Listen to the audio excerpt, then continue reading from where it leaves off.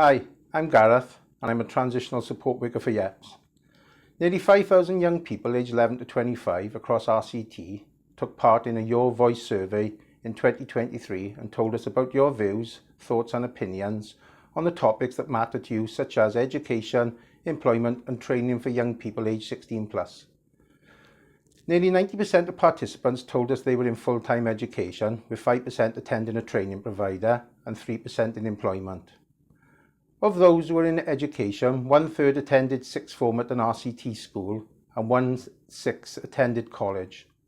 When asked if they were happy with their decision about what to do when they leave school, over 80% of participants felt they were happy with their choices, and 41% of participants also said they did not require any further support or information when it came to finding a suitable course or job.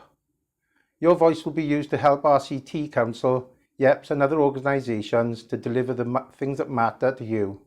If you want to find out more about Your Voice, you can click on the link below or scan this QR code.